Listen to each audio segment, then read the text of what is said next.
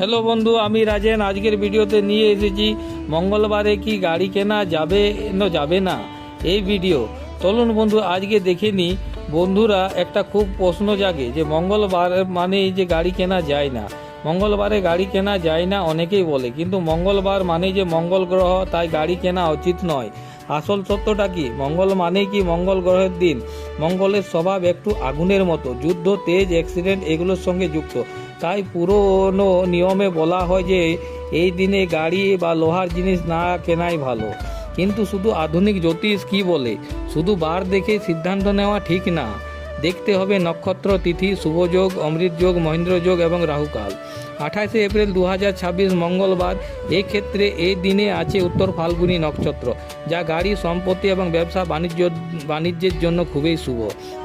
তাহলে কি করবেন? যদি আপনি পুরোপুরি সেফ খেলতে চান তাহলে মঙ্গল এড়িয়ে যেতে পারেন মঙ্গলবারকে। কিন্তু যদি ভালোভাবে দেখেন না, ভালোভাবে আপনি জানতে চান, তাহলে শুভ নক্ষত্র এবং ভালো সময় থাকলে মঙ্গলবারও গাড়ি কেনা যায়। মঙ্গলবারে গাড়ি কিনলে একটা ছোট্ট উপায়: গাড়ি নেওয়ার আগে ভগবান হনুমান ও শিবের নাম নিন, লাল ফুল এবং মিষ্টি অর্পণ করুন। এতে মঙ্গল দোষ অনেকটাই কমে যায়।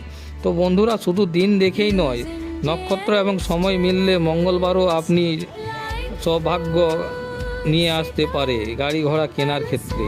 তাহলে বন্ধুরা, এই ভিডিও যদি আপনাদের ভালো লেগে থাকলে আগামী ভিডিও দেখার জন্য চ্যানেলটাকে অবশ্যই সাবস্ক্রাইব করবেন, কমেন্ট করবেন।